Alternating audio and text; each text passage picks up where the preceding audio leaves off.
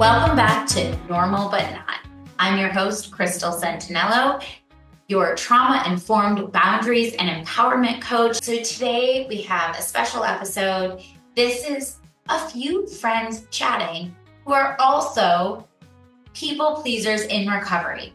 This is my friend Danielle Merrill. She's worked with a cottage cheese startup company since the beginning, doing marketing, but she's more than that. She's an energy worker, certified sacred geometry worker, certified yoga instructor, and an actress. Some may say it all fits together. Some might say that you are a messy perfectionist. Oh, I like that. Oh, yes. I'm gonna use that. A messy perfectionist. Yeah. So welcome. Thank you for joining. Thank you for having me. So first of all, you and I met, and one of our very first conversations, we were not just talking about people pleasing, but we were digging into our favorite books. Oh yeah. Which were Immediate. How to know if your parent is emotionally immature. It's not like 7 Dresses of Evelyn Hugo or 7 Husbands. But Codependence no more. Have you how to do the work? How to do the work? Yeah. For the podcast. Oh yeah. Yeah. We dove right in Immediately. Yeah. So, you know a thing or two Yeah. about people pleasing. Yeah. What was the first thing that kind of triggered oh yeah, I know I'm a people pleaser for you? Interesting question, because the first thing I can think of, Or one of the latest things maybe. well, that I've got, but I definitely became quite aware of it probably before, but there's one that sticks out of my mind. When I was living in Hollywood many years ago. So I was new here. So I was early 30s. I had a roommate. She had a cat. Her cat got really angry when she would. So Then our cat just got really angry and left. Not distracted at all. And she went away somewhere, and the cat came into my room and pissed in some of my shoes, my gym bag. I had to throw a bunch of things out. And I was like, oh my God. And I was angry because I couldn't stand this cat to begin with. By the way, anyone would be angry, right? Your shoes had cat pisses. Right. And granted, at the time, I was younger. I was newer to LA. I was pretty broke. Anything I owned, I was like, I have to now replace all this. Even if I wasn't, I would have the right to be angry. I now understand. But back then I remember being oh.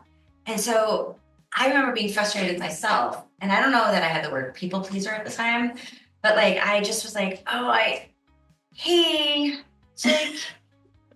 why you're gone? It's fine, but your cat kind of pissed in my favorite shoes and my gym bag. And it's kind of annoying. I tried to walk, and I was kind of passive aggressive about it. I remember being ooh, I'm not handling this well. I want to be can you pay me some money for this? Can you buy me a gym bag? Instead, I was yeah, I tried to scrub it out, but it still smells like urine. And so it was a very passive aggressive way of hoping she would come forward and offer. Rather than just asking her directly. Hey, listen, maybe we can split it. Is there any way? Oh my God, cats always are cats. Story's interrupted. So it's very appropriate, actually. So basically, I didn't say anything. I didn't get any compensation. I just harbored resentment. And if I had been aware of it before that, I don't remember. I just remember at that time being God, why do I have such a hard time voicing what I think I need or deserve? And I didn't want to feel I didn't want her to look at me oh, you're so cheap or you're a bitch. I didn't want to be looked down at, even though it wasn't my fault. Amazing. All right. So as we were telling the cat, still. Yeah. This is my really tall friend, Danielle. You don't even know how tall I am. So tall. At the end, we're going to stand up and see what happens. Or really short torso Crystal and really tall torso Danielle. Who knew? Wait, girl measuring. Oh yeah. I'd be right. That can't be. When we stand, we'll have to line up our hips, actually. That's hard to do on the couch. All right, here we go. Okay. None of it makes sense. None. Okay. So we're back. Hi. So that story that got interrupted by the cat story that got interrupted by the cats. But it does say a lot. Like, did the girl ever end up, you may have said this as I was cleaning up the stuff that the cats got into, but did she end up ever paying you? She never offered anything. She was just like, I'm sorry. I was like, ugh. So for years, I didn't live with her for years, but I harbored this resentment and it ate me up inside. And that's when I started to notice, like, God, why do I have such a hard time? I'm afraid to voice, hey, like I could even been like, listen, I need a gym bag. Can we split it? Do you mind? Like, it's your cat, but I'm your roommate. I get it. I couldn't say anything. Or like, she didn't even offer to like get for you or anything. And I forget the shoes, but I had to throw out my shoes. And like, I was upset. Right, but that's because there is that feeling of if you would have spoken up, if you would have said something to her directly, you could have been a bad person for asking her to do something to put her out. Right. Sort of like, who am I? Right. It's the who am I to even ask syndrome. And now it's interesting because we've not really termed it that way yet on the podcast. Like, but I think it resonates with a lot of people where we've talked where the people pleasing comes from, like having to be the good girl and shrinking yourself down. It talks about, we've talked about attachment theories. We've talked about, like growing up with an angry parent, an easy to anger parent, and how that toxicity then turns the offspring into toxic behaviors, toxic, emotionally immature. Yeah, exactly. Right. So we've talked a lot about that.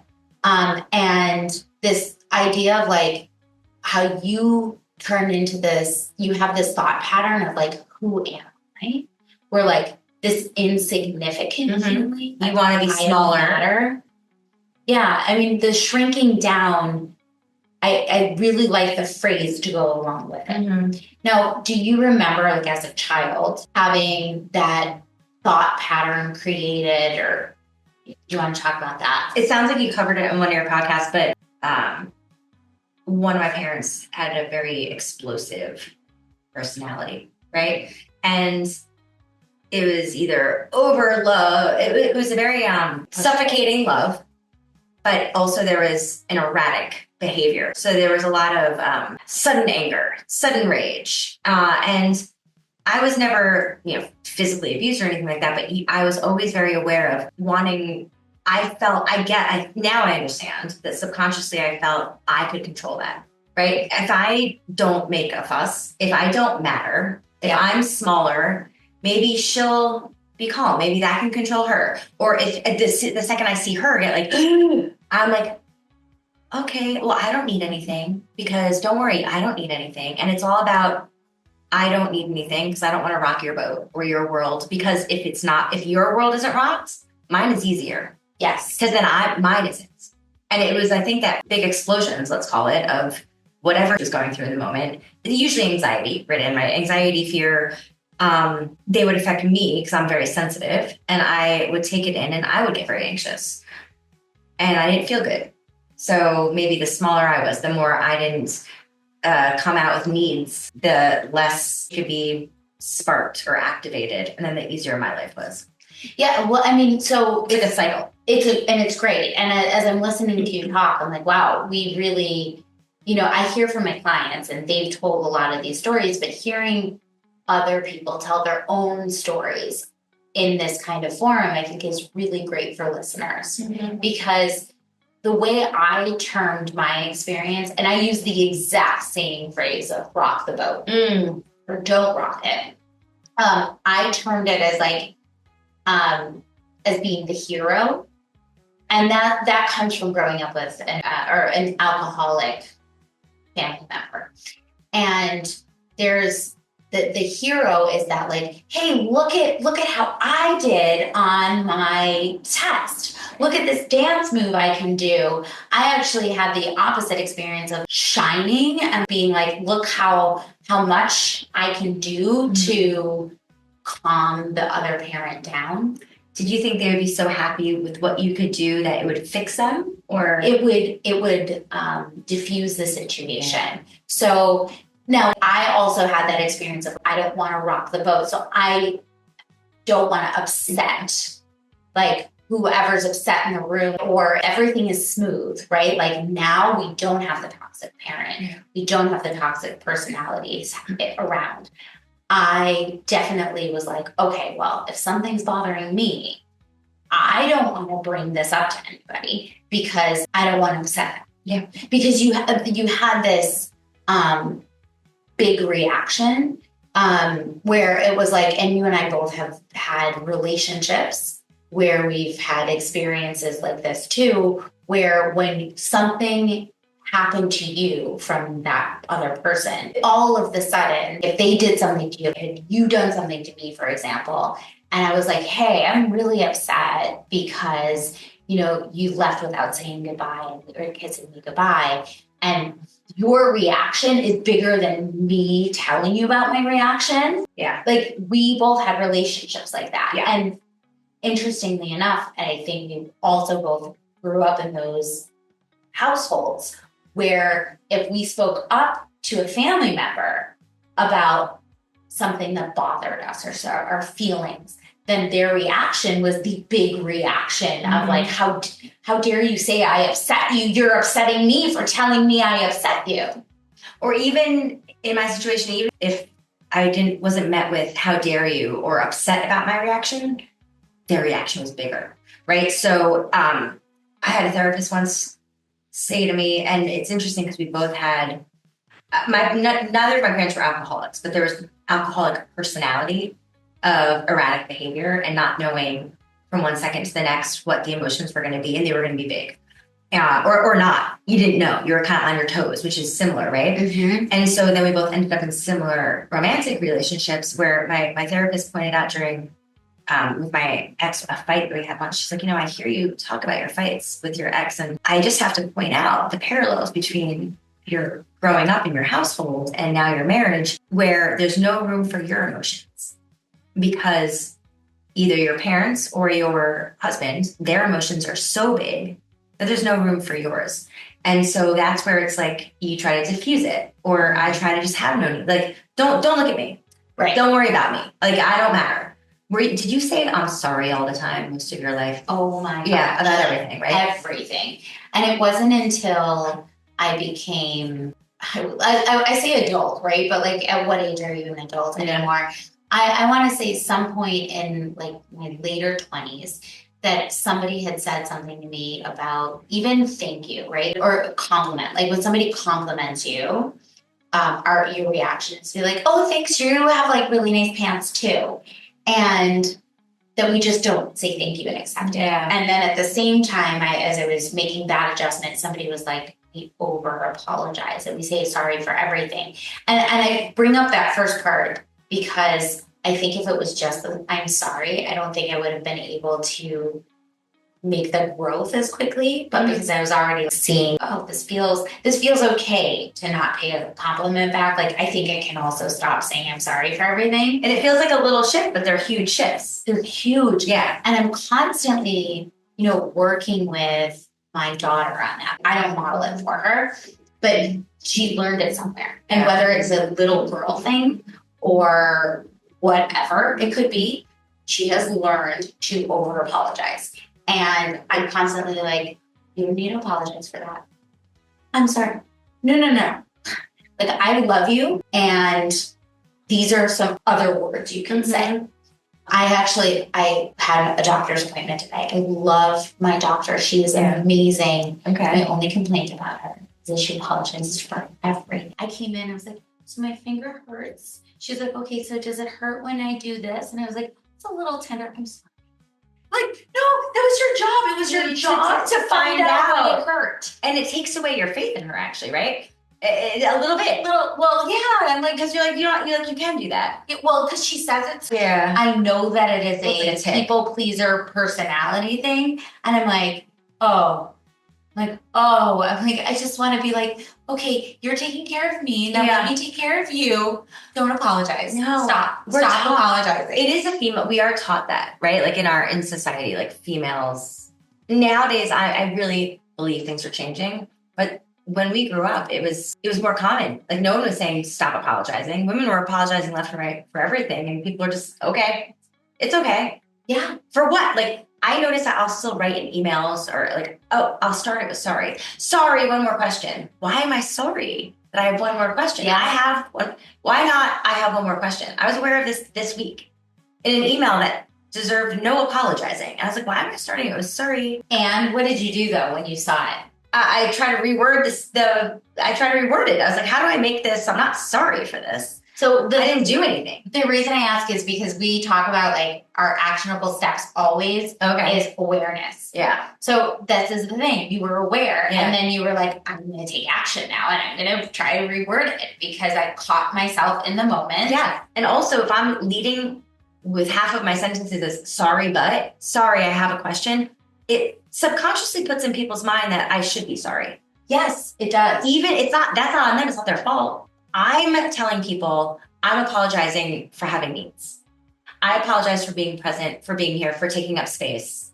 Right. I'm sorry. Which is a common pattern amongst people pleasers, amongst people who had emotionally immature parents or that erratic behavior, is that you learned to, even if you were a hero and you were the comic, the clown, the scapegoat, and you were whatever personality that tried to just like calm that erratic behavior down, you were still shrinking yourself because you learned at some point it wasn't about you being authentically you. It was, here are some achievements, but I'm still going to hide who I really am, what's really bothering me. It's, here, look at how funny I can be, but let me hide my needs, because my needs right now might be to cry because this behavior is so erratic, but let me do a little dance or distract.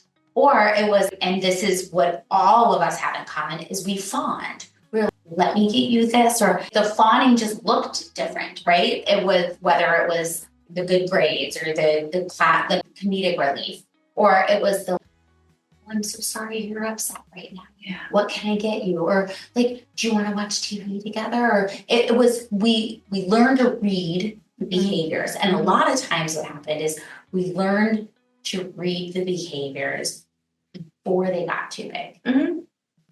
Because we never wanted to see. You don't want it to, you don't want the explosion, you don't want the bigness, because that's taking you out of your own life. And also then you're so focused on that other person.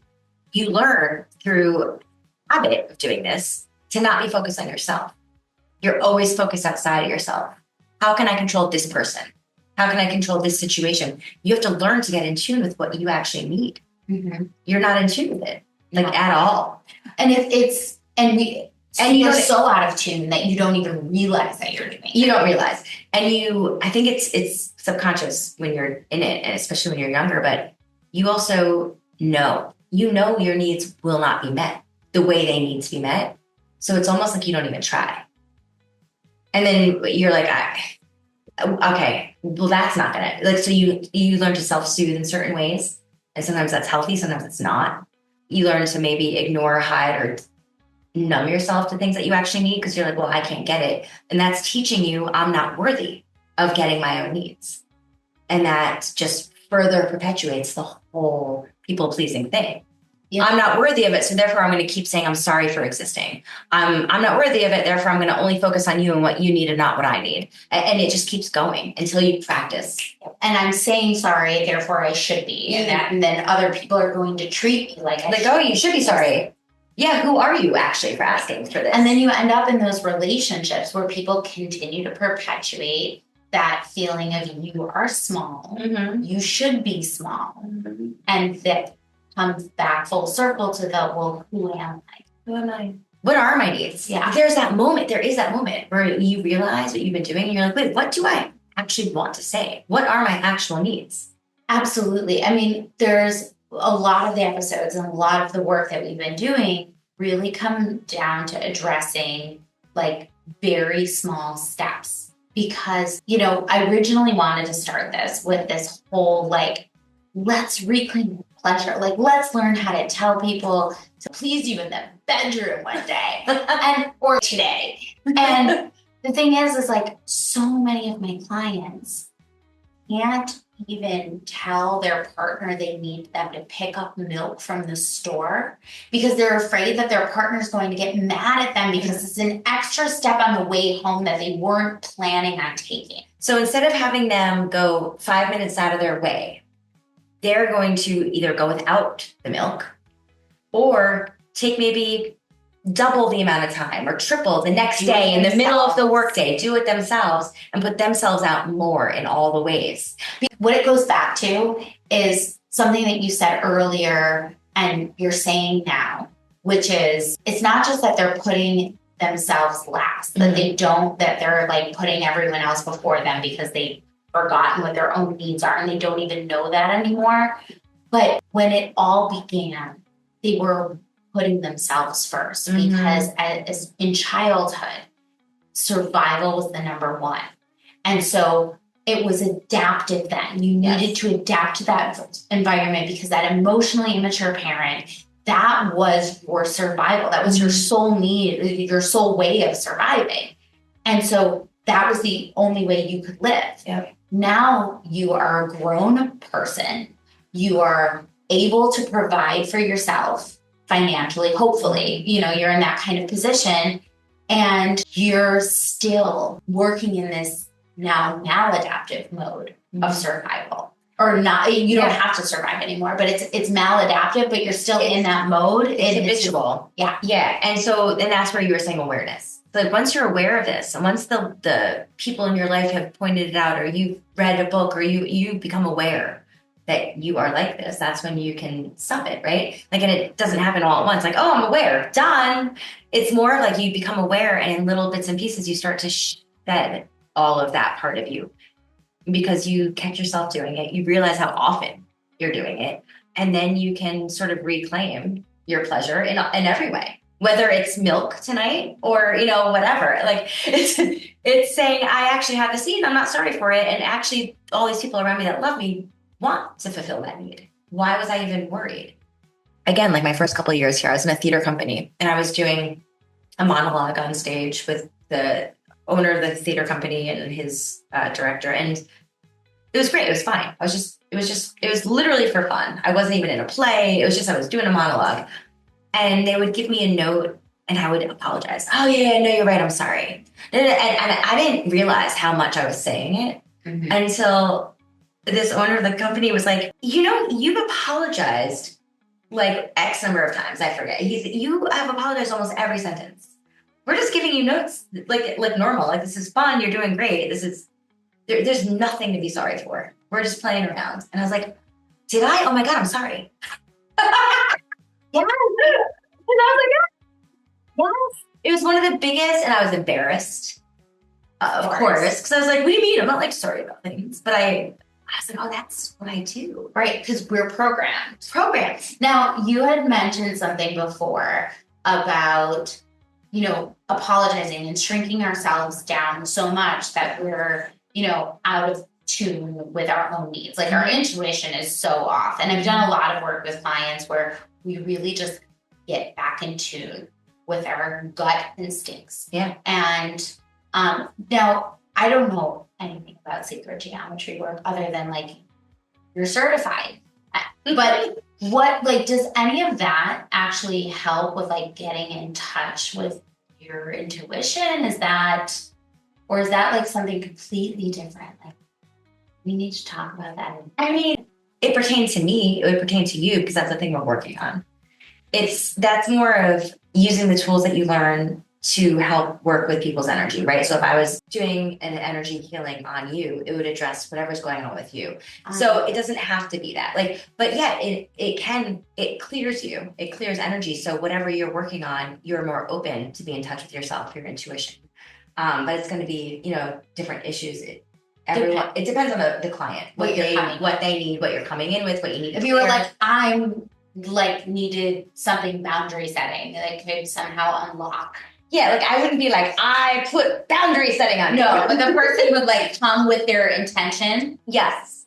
And if there's, which there is, there would be a block in them somewhere or something that is like, I don't have boundaries. They're all open. Which, by the way, as a people pleaser, I mean, I'm still learning boundaries for every day. Every time I'm like, I am so good at setting boundaries. I was like, wait a minute, somebody just crept into my boundary jar. Yeah. I was like, how did that? I was like, the lid was on tight. I was like, somehow, I don't know, drilled a tiny hole in there. It was like, I set a clear boundary and they didn't break through. They somehow bent it a little bit. And I was like, I thought that was rock solid. How could they bend it? yes. Yes. So then my kids, though. That's different. Yeah. That has a different pull. Totally.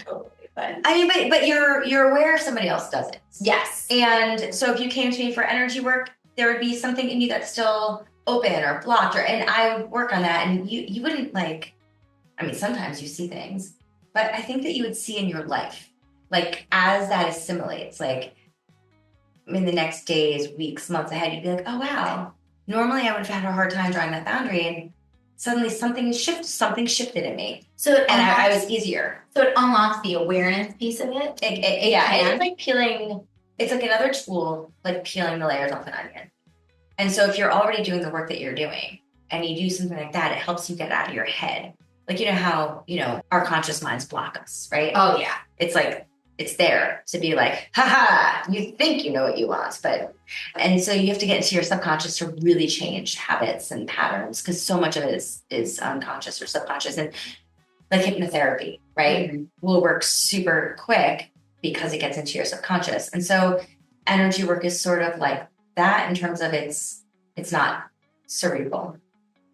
So shifts can happen, especially if you're also doing work on yourself. They'll happen faster. It'll help speed things up because it changes you. It makes you open or close, whatever you need to be, open or close, like whatever you need. Yeah. Well, if you're too open with your boundaries, you can close those off or not having them, I guess. Oh my God. I never even heard the word boundaries until, I don't know, I was 30. Like I was like, I need a what? By the way, like I'm watching this Glee documentary, which is a whole different subject. And it talks about how it came about, like with the rise of social media. Okay. So I think a lot of people really didn't hear a lot of these words. It's true. Because it was like, it wasn't that easy to know about like a book, like, Codependence R Us or whatever. Codependence R Us. Get it on Amazon. With like all book title names, whatever. This is like the most casual podcast. Like I don't even have my computer notes in front of me this time. So the two books, if anyone does want to know, is Codependence No More. I read that one. Which so did I. My therapist was like, and you might want to read this. Melinda, something with an F. Yes. I want to call her Melinda. No, I'm not going to know. And then there's Adult Children of Emotionally Immature Parents. And that's the one very clear. Yes. You know what that one's about. Yeah. And they go hand in hand often. Not every child of an emotionally immature parent is going to have codependency issues. But if you're a people pleaser, you generally do. Yeah. Well, and it's interesting because Codependent No More, I was like, picked it up thinking that was going to be about somebody else in my life. Yeah. I was like, oh no. I recognize this person. But that book I found out because a friend of mine told me about it. It wasn't on Instagram. No. And so now we know things like boundaries and people pleasing, codependency, narcissism, like emotionally immature parents. Like these are terms that sometimes are tossed around too much. Like somebody will be like, oh my gosh, they're such a narcissist. I mean, I jokingly called myself in last week's podcast a narcissist. Yeah, because I was like, let's talk about me. I'm not a narcissist. It is thrown out in a loose way. Anyone that's at all into themselves, a narcissist, and that's not true, obviously. But like, you're right. I asked my niece, I think when she was like 16 or 17, she was telling me some boy story. And I mean, she ended it. It's like a high school student. And she ended the story with like, well, I know my worth. So I left. I was like, But, what? Okay, so but this is really an interesting thing because we growing up were not of that mindset. Like, I know my worth. We're like, how can we make it work? Or can you tell me my worth for me, please? Thanks. Yeah. And how can I be better to please? I asked her, I said, do you think that you have this because like you were just born with it innately, like you've got this like confidence, or do you think Instagram and TikTok have something to do with it? I asked her. So I was like, you're seeing all these wonderful things. You can choose to follow all these like empowered female, role models and sites. And she's like, probably a little bit of both, but yeah, I definitely see a lot of it on Instagram. I mean, it does go the other way. I definitely see the youth who are super insecure with or without social media, like where just innately they're like, oh no, I don't feel good about myself and who I am and whatever. However, they also, I can't speak for all, but like some of those youth that I know, they have somebody who has erratic behavior around them. And, sometimes it's not just like, sometimes it isn't just a family member. It doesn't always have to be a parent, but it can also be like an older sibling, or it can be a close relative or somebody who has that like explosive behavior. And it tends to be the child that I know that has that insecurity as a family member like that. Interesting. Yeah. Well, it's learned behavior. Right. So even nowadays, with all of the accounts that you can follow and the TV shows that you can watch that have like empowerment and the books that you can read and all of this stuff, the chemicals in our bodies and in our brains and the wiring and that we have, like the evolution has not gone far enough to make us to not have insecurity around people who have erratic behavior. Yeah. And part of that, like you're saying, is probably survival. And like I'm going to bring back what you were saying earlier about the things that keep us alive and safe, not necessarily alive all the time. The things that keep us safe, even emotionally when we're younger, are the things that you need to, well, not everything, but often need to release when you become aware of it, because they're often unhealthy, right? They're blocks or people pleasing. They're things that keep you safe when you're at your most vulnerable. But then it's those early years that formulate who we are. So you really have to dig deep and really do the work to get rid of it, to shed that, to let yourself shine instead of being sort of ruled by all these survival instincts. Yeah. So you can thank them. Thank you for keeping me safe as a child when I needed it. I don't need you anymore. So peace be with you. Like, there's going to be an understanding and a release versus like, honestly, because otherwise you have more shame. I can't believe I'm like this. Well, I was going to say, like, be aware of it without judgment. But I like the adding the thanking you for it, right? That's like such an energy worker. Yeah. But it is, it's a nice thing because you can't, there can't be judgment. That was your survival strategy. I would cry when people around me got upset. And that's temperament, right? Like there are some people, like you're talking about your niece. She's born a little bit with that confidence, and some of it's her influence. And so like some of us are born being more sensitive. Oh, yeah. And that can be exacerbated by our surroundings. Totally.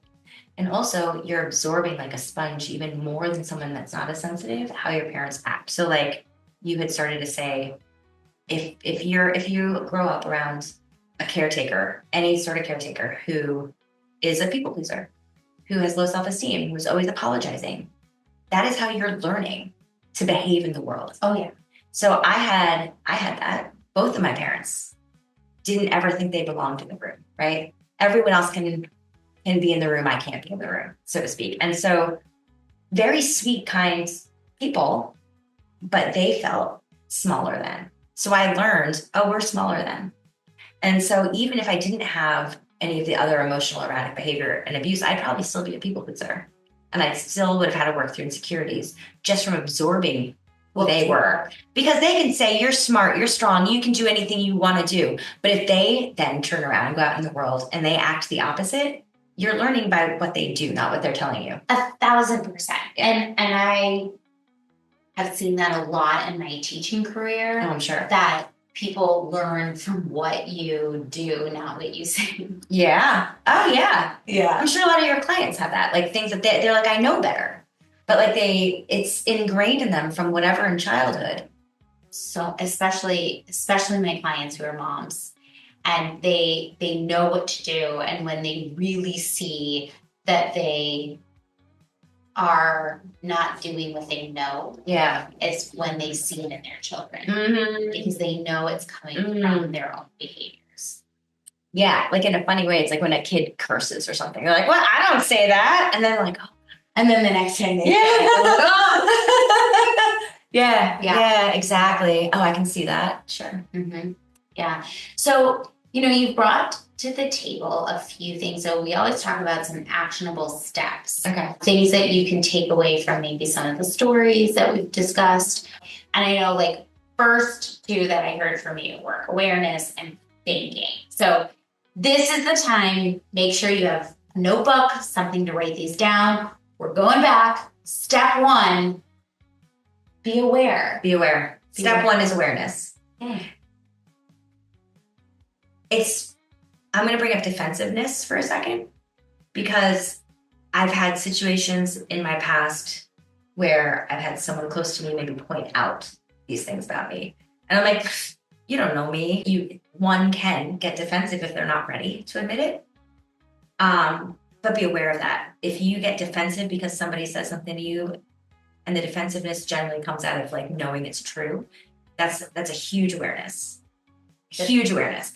And then that will bring hopefully awareness every time something like that happens in your life. These people are our teachers, right? Sometimes people are assholes and it's wrong. I just cursed on your podcast. Oh, no, we can curse. We just can't say mic words. Okay. Got it. Yeah. Sometimes people don't take everything as truth is the point. But when something hits you and you get defensive, often it's because there's truth in it. And you're like, oh, I am like that, or I do this. And then use that. If you hear it from more than one person, you definitely do that. And then just be aware, and maybe keep a journal, or however you're aware. You'll remember though, these moments stay in you. Like I didn't write down in a journal the cat story. It stayed in you because you feel it. Yeah. I'm glad you brought up journaling. It's something we've hit on a few times, but I really recommend it. I pulled out my 5-minute journal. Okay. That is supposed to take a year. I started mine in 2018. Crystal. But I do other journals. Okay. So what other journals do you do? Like just regular journals that are blank. Okay. So this journal I started in 2018. It is now 2025. Yeah. So that tells you I've picked it up and put it down a few times. And you're supposed to write for 5 minutes. That's what that is. So there are, plug for the 5-minute journal, there are 3 prompts in the morning. Okay. So 3 minutes in the morning. You write 3 things that you are thankful for or grateful for. You write 3 things that would make today great that you have control of. Okay, great. Controlling.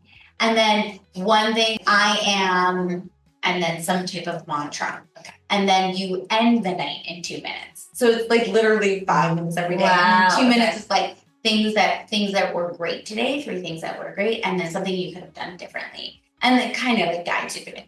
It's great. Okay. But my point of bringing up journaling as step number 3 is that it is, or 2, it was awareness, be aware of the defensiveness, journaling. That we're counting it as 3. But the journal is because I looked back and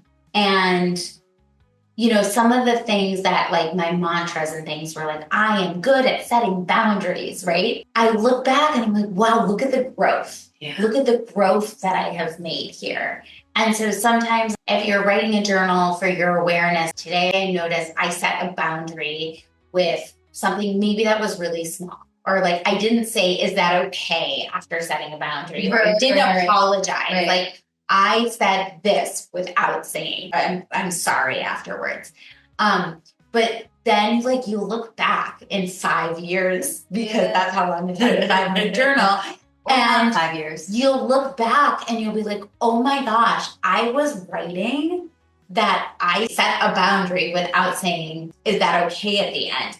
And the most recent thing I wrote was like, I asked my boss for a raise, right? Like, you're going to be like, I can't believe I did that. how much progress I've made. It's also amazing that you even back then had the awareness to write, I set this boundary. Like, I don't know that I ever journaled about a boundary. Like, when I think about the things I want to accomplish, I now understand that not being a people pleaser would have helped me accomplish a lot of those things a lot quicker. Setting boundaries would have helped me accomplish, but I didn't tie the connection, right? So like now, but you did, like you had that in your actual to-do list. Yes, I wrote. That's amazing.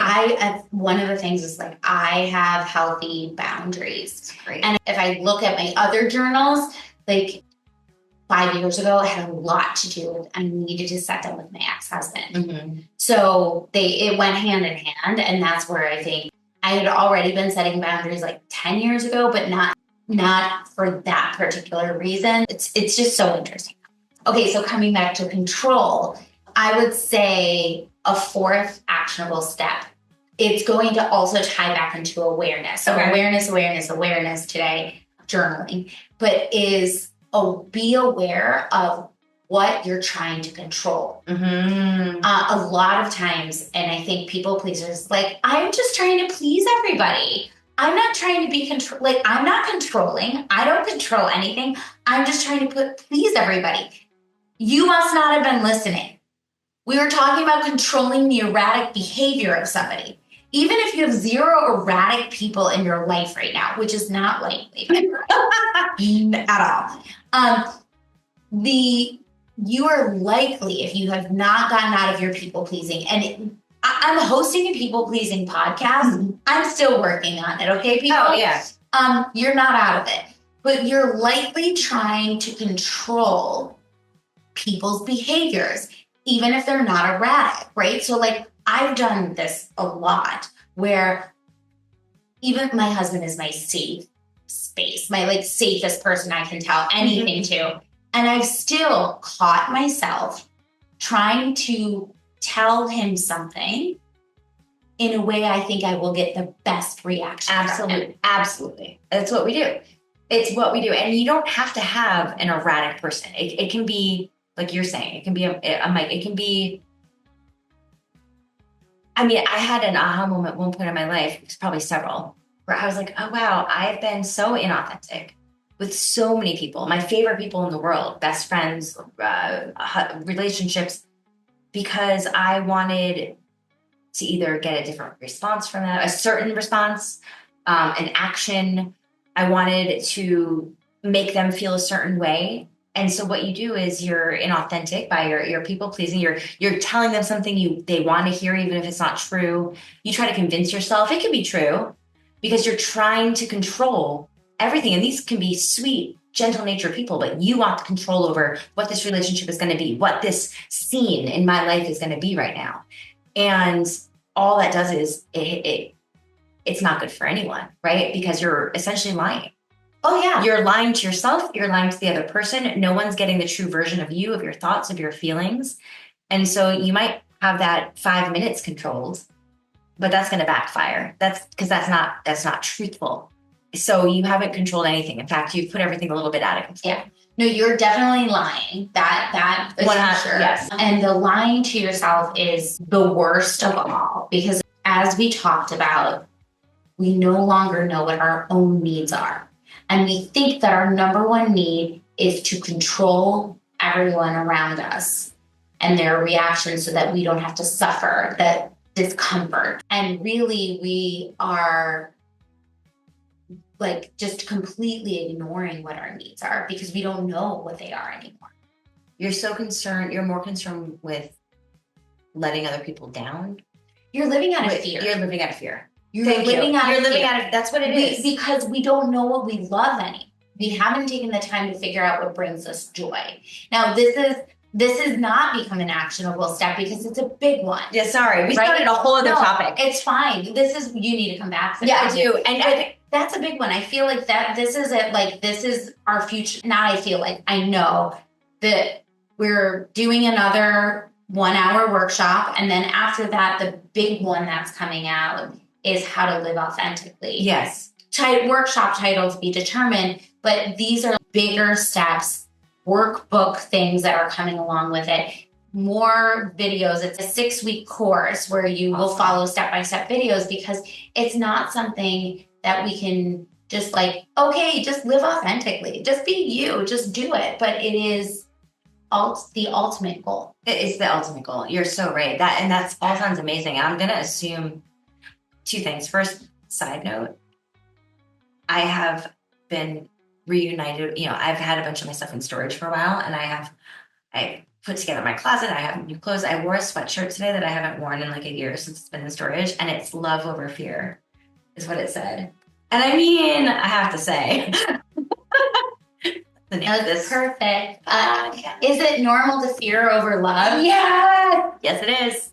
Unfortunately, But it shouldn't be.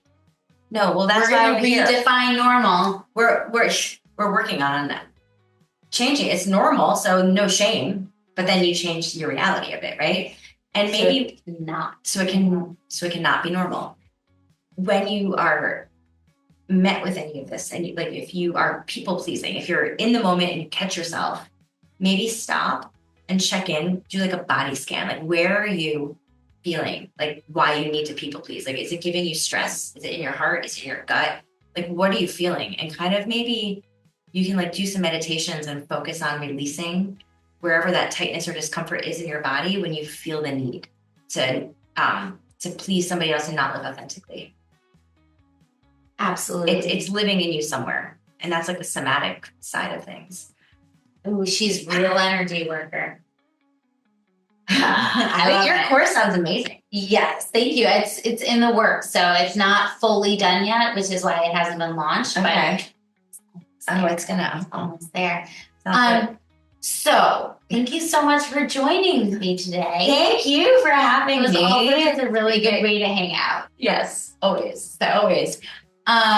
Well, if you have any questions, take a look at the show notes, learn a little bit more about Danielle, and check out crystalsentinello.com at Complete Coaching with Crystal. Answer the poll on Spotify and let us know what you think of the episode. Leave a comment on any of the other podcasts you're listening or watching on, and we'll see you next time.